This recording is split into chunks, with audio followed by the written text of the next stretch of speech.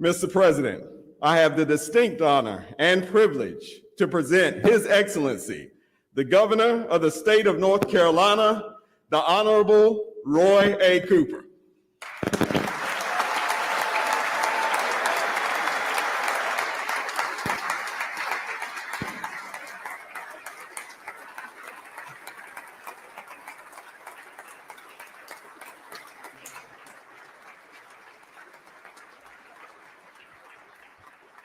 Thank you, guys. Members of the General Assembly, distinguished guests, His Excellency, the Governor of the State of North Carolina, the Honorable Roy Cooper.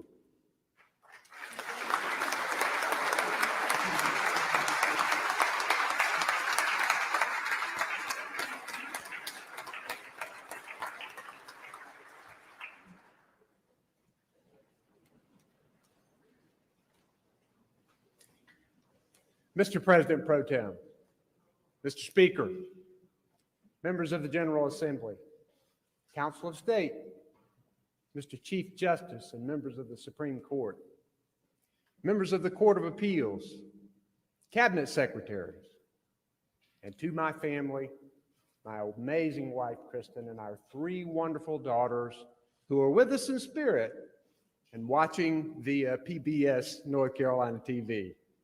Good evening. I am honored to be with you tonight. We gather after a year we could not have imagined.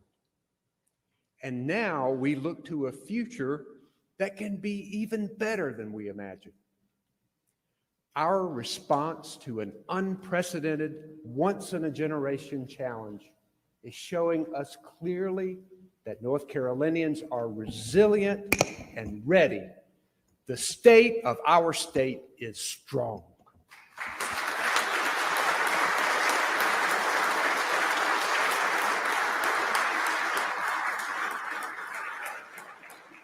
And that's because the character of our communities is even stronger. We've shown we are compassionate.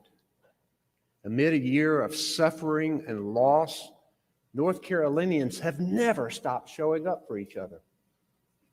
Our healthcare workers have sacrificed their own safety to save lives. Neighbors have delivered meals. Families have found new ways to stay connected.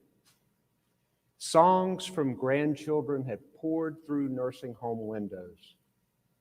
Educators have engaged and nurtured their students, even through the computer screen. There are endless examples of kindness and strength that we have shown each other. We've lost a lot this year.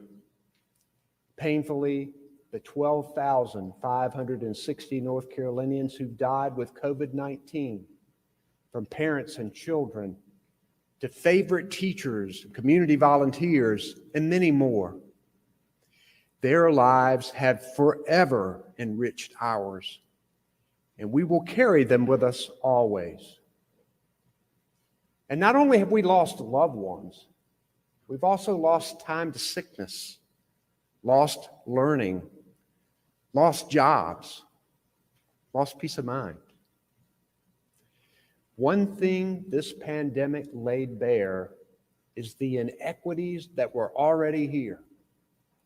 The critical need to strengthen our public schools and require a sound basic education for all of our children as our Constitution mandates.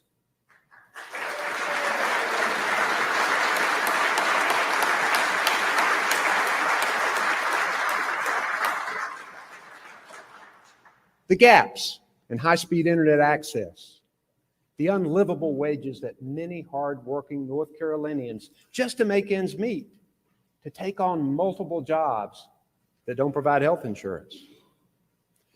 But if we can harness all that we have learned from our lost, we can boost opportunities for all North Carolinians. The opportunity to get a training for a better paying job, the opportunity to get health insurance, the opportunity to get connected to telemedicine, homework, and loved ones who live far away, the opportunity to prosper. This past year has impacted every single person in our state and has required the collective effort of North Carolinians to stay safe and save lives. From the beginning, I pledged that we would listen to health experts and follow the science to protect our state. And we have done just that. The decisive actions we have taken saved lives and prevented our hospitals from being overwhelmed. And I would like to recognize and thank healthcare workers across our state. Your commitment and courage have made all the difference. Thank you.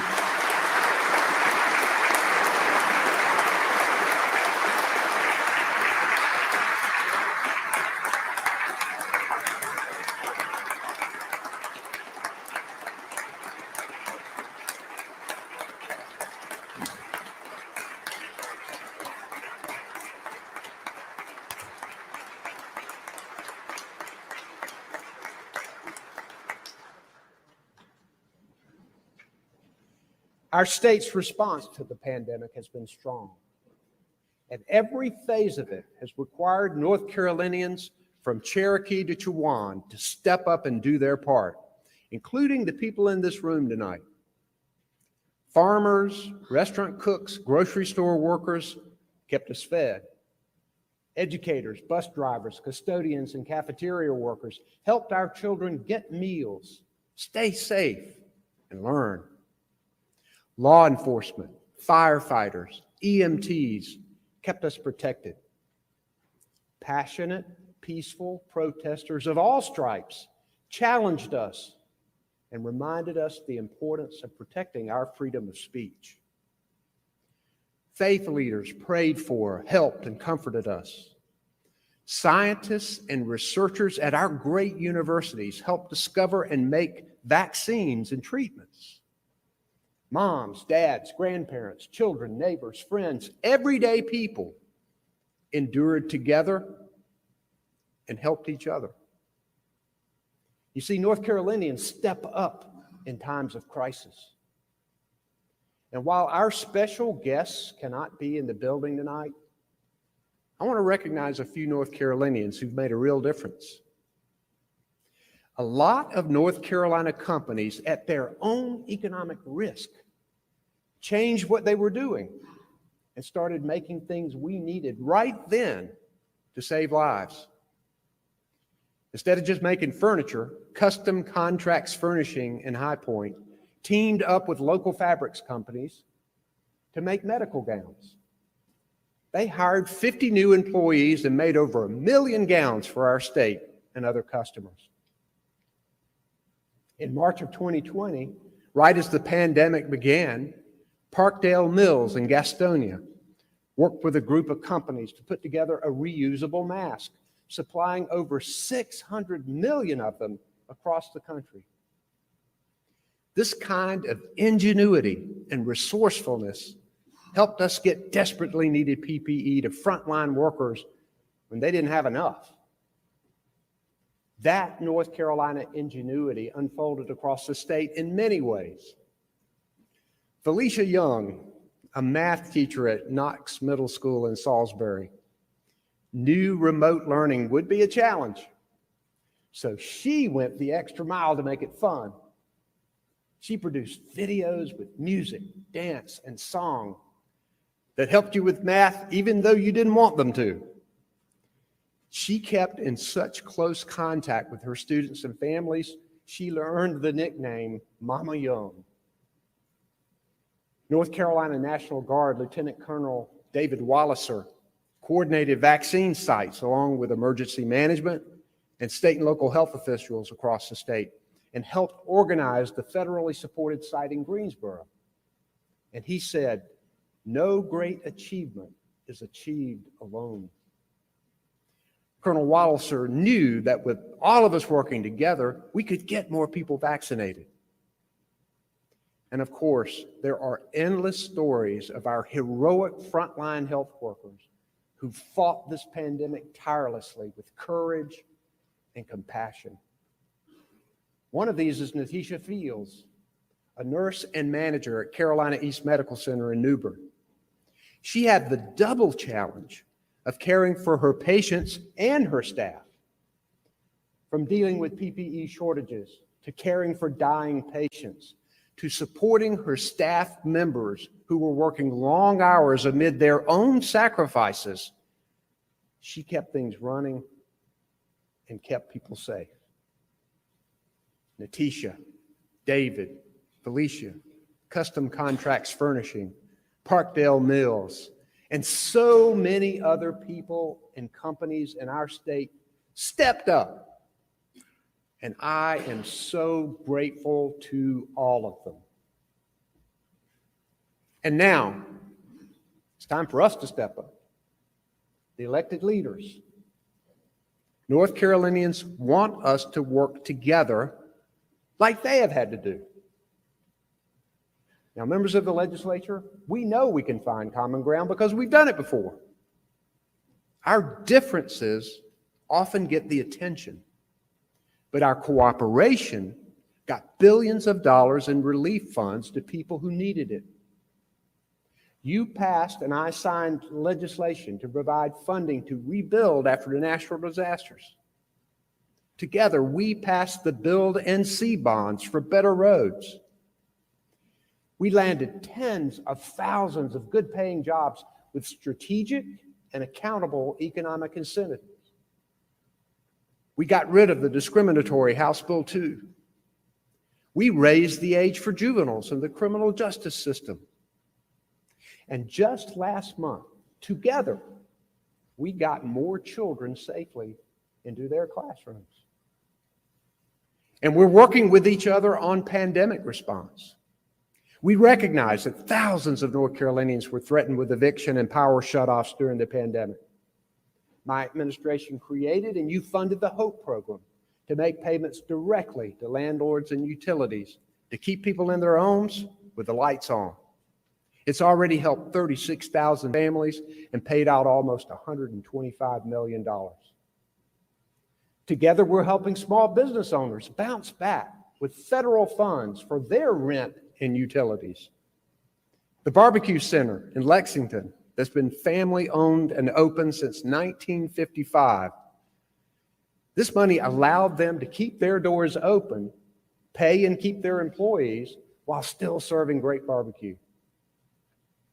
You passed and I signed legislation waiving the ABC permit fees, saving struggling bar and restaurant owners millions, directing funds to schools to keep them safe, providing students with summer school and with better ways to learn to read.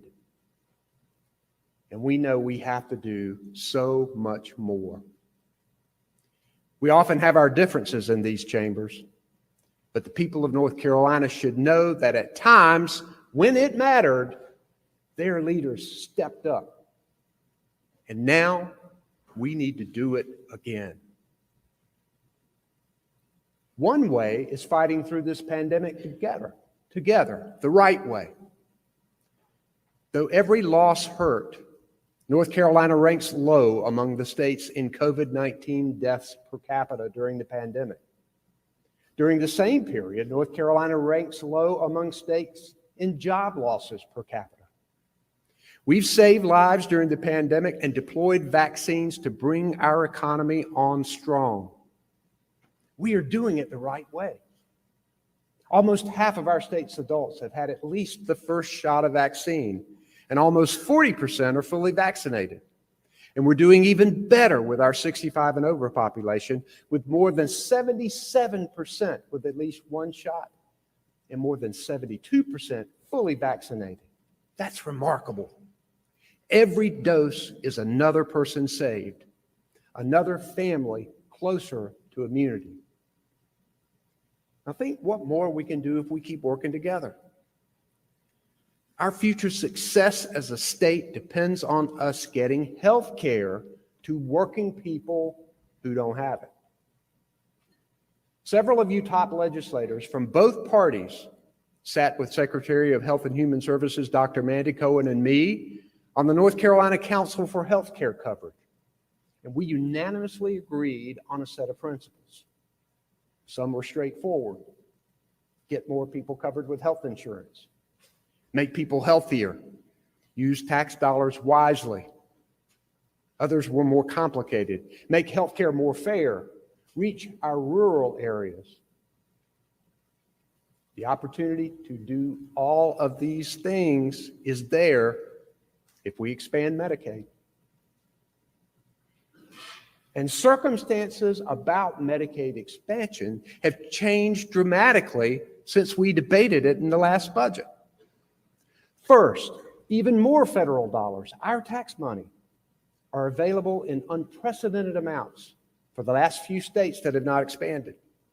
That can make our rural hospitals thrive, provide mental health, and keep working people healthy. Second, this legislature's push to transition Medicaid to managed care is happening in about 2 months. And you have said that this will make Medicaid more efficient and save taxpayer money. Third, people who've lost their jobs and their employer-sponsored health insurance during this pandemic desperately need this help. We hear time and again from small businesses about the urgent need for Medicaid expansion. One business owner who's been fighting for it is Cassandra Brooks. She operates child care centers in Clayton and Garner. Her centers cared for the children of grocery store clerks, nurses, and other frontline workers who had to work in person all through this pandemic. Cassandra had a friend and a coworker die from a stroke when she could not afford treatment for her high blood pressure. She has seen people without health insurance get sick with COVID-19 and not be able to get the care they needed. 1 in 5 child care workers don't have health insurance. That's not right. Expanding Medicaid does all the things we agreed on in our bipartisan council meeting. It gets more people covered. It makes people healthier. It uses tax dollars wisely and reduces health care costs for businesses. It makes health care more fair. It reaches rural areas. Let's make a deal. Let's get this done.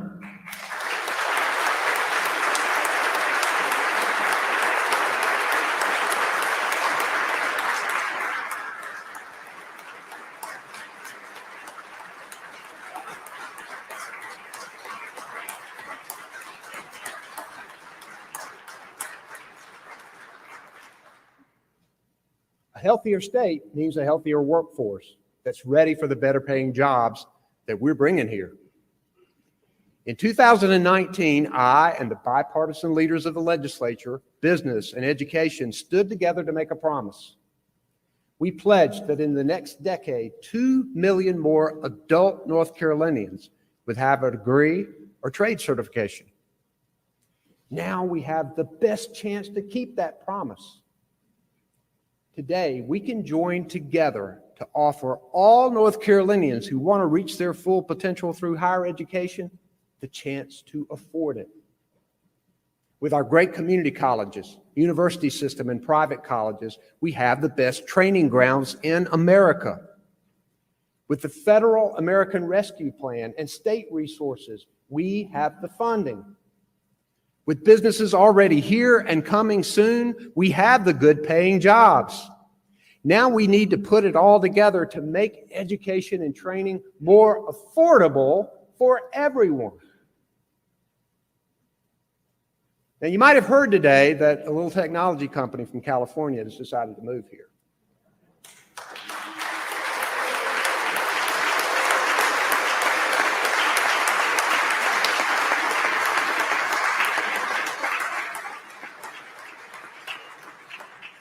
And yet another tremendous accomplishment for our state.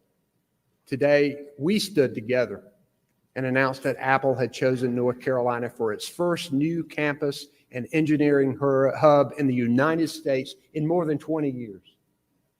And that makes 11 companies that have announced thousands of jobs in both rural and urban areas in just the past 2 months during a pandemic.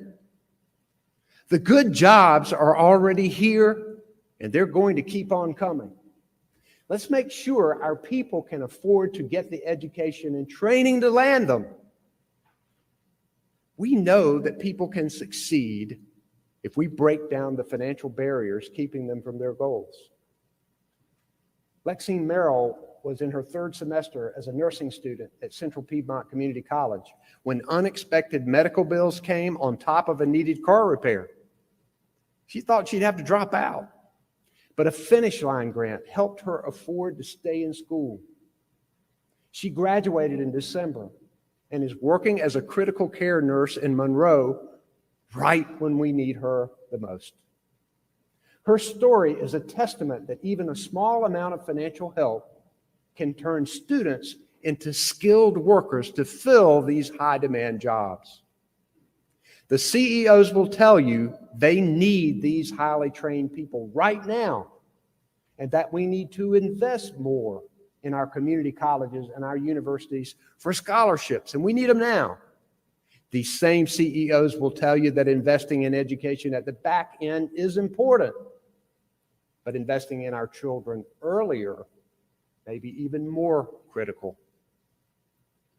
Our pledge for getting 2 million more adults trained and educated by 2030 must begin with more children getting high-quality pre-K and a healthy start at birth.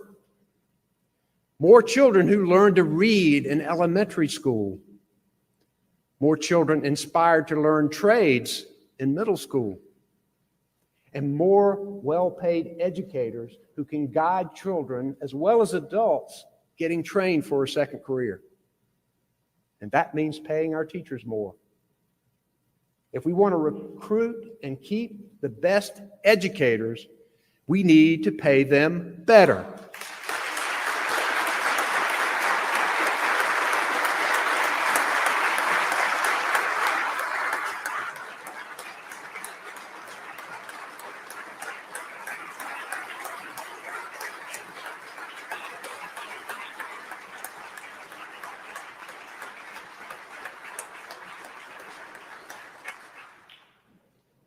Too many of our teachers are working multiple jobs, and it's still not enough. Because of our budget dispute last time, our educators did not get a raise in the last budget cycle. We need to make up for that in this year's budget. Healthcare and education will get us well on our way, but to cement North Carolina's spot as best in the nation for business and industry, we have to solidify the state's backbone. Its infrastructure, schools, water and sewer, roads, bridges, transit, and also its pathways for information. High-speed internet is vital for education and telemedicine, but also for every person from small business owner and farmer to big corporation and hospital. In Hope County, Dr. Karen Smith began using telemedicine to care for patients with opioid addiction. And when the pandemic hit, she realized that she could help, that internet could help even more. She carefully planned to continue her in-person medical practice, but many of her patients were hesitant to come in at the height of the pandemic, and a lot of them didn't have internet access. So Dr. Smith extended her office's Wi-Fi to the parking lot and offered tablets for patients to use. This meant that those with limited access to technology could still get the care they needed through telemedicine. The pandemic and the resulting necessary expansion of technology have flung us a decade ahead. The future world where we work from home, see a doctor, and connect over screens is thrust on us right now. But if you don't have access, the screen, or the money to subscribe, you're left out and left behind. We have a plan and the money to stretch high-speed internet to our state's farthest corners, and we should use them both to get this done.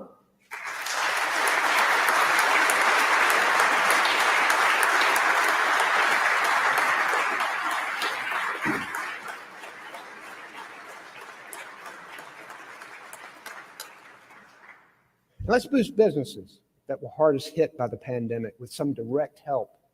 Restaurants, hotels, conventions, hospitality, and tourism. Let's get people back in the workforce and help them get the training they need to land the jobs. And a lot of them will be clean energy jobs. Look, scientists concur that the climate crisis is real and that we need to lower carbon emissions. But aside from that, clean energy is where the great paying jobs are going to be. Let's get ahead of the other states and lead this industry in North Carolina. I'm asking you to expand access to clean energy technologies, invest in clean energy economic development, promote offshore wind, and build the clean energy workforce to catalyze North Carolina's economy. This industry is racing toward us with thousands of good-paying jobs that will strengthen our economy and our planet. We're already ahead in solar energy, and with new offshore wind and its lucrative supply chain, we can put money in North Carolina pockets. And as we work to build our infrastructure, we need to build the school buildings our kids deserve and strengthen the community colleges and universities where we're training the next great scientists, engineers, nurses, and welders. We can enrich our lives with investments in parks and museums and historic sites. We're seeing the lowest interest rates. We can afford it. It'll create jobs, and we're never going to get a better deal. So let's come together and pass a strong bond referendum so we can get all of this done.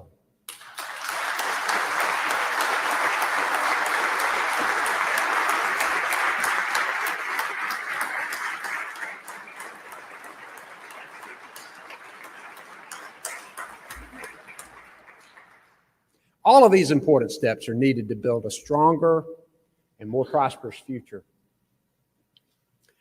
But we can't succeed in the future without reckoning with our past and, unfortunately, our present.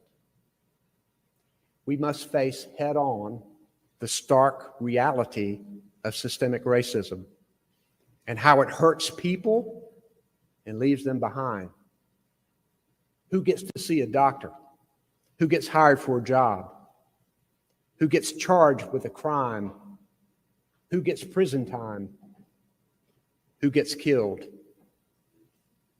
Over the past year and just in the past week, we've seen the harm suffered by too many people of color in our state and across the country.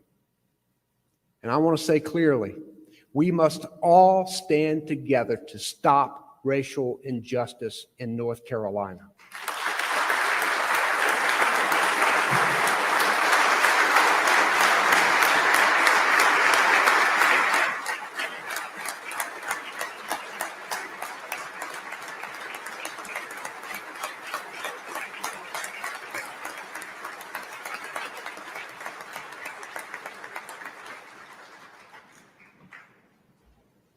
Everyone should have opportunity, and everyone should be able to feel safe in their own homes and communities without fear of authority who should be there to protect them.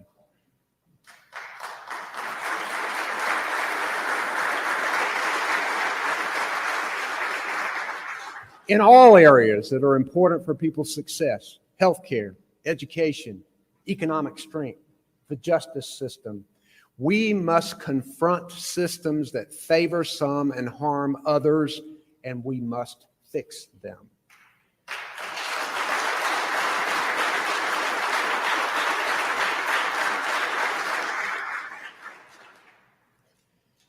Fellow North Carolinians, today our state is operating under a budget that was enacted in 2018 because we couldn't agree on one last time. Think about how much the world has changed since 2018.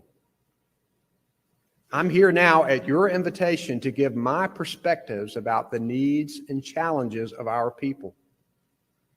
And I'm here to tell you that my budget tackles those needs and challenges. There's some really good ideas in there. There's going to have to be some give and take in order for us to get this done. I don't want to have to veto the budget, and I will do my part to see that we have a budget and I expect you to do yours.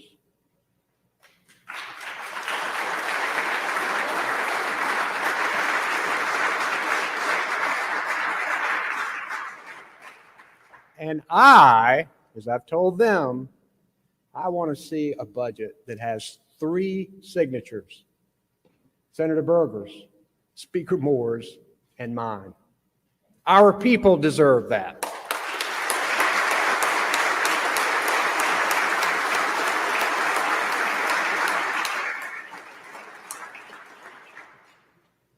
To the legislators in the room, we've agreed before.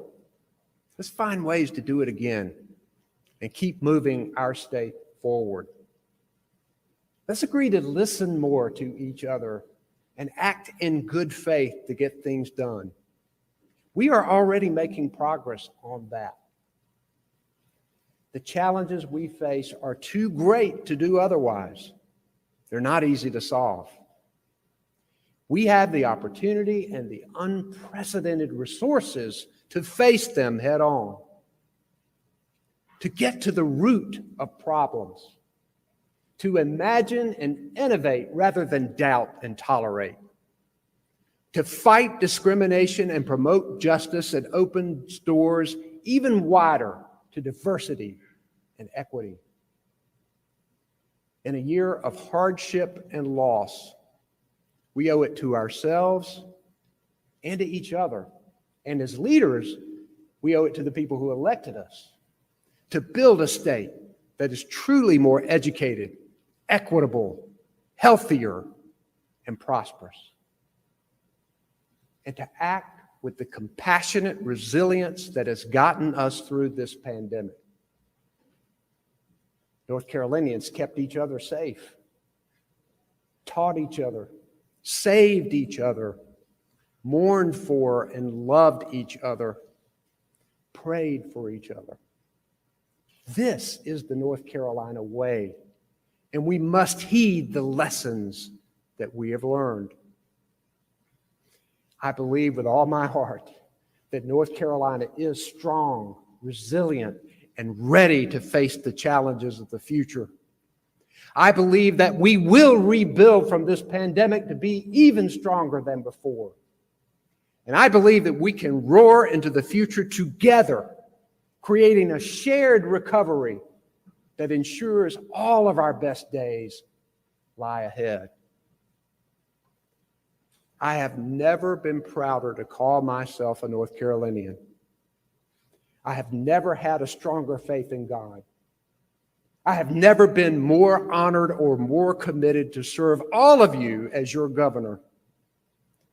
And I have never been more certain that North Carolina's future is bright.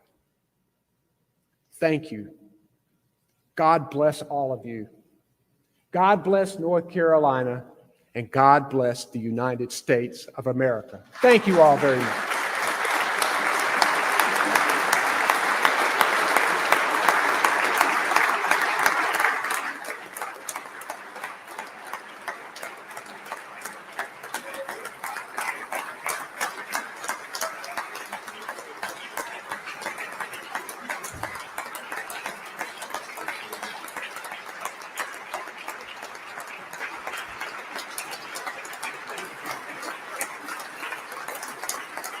The Sergeant at Arms of the House and the Senate will open the doors for the exit of the governor.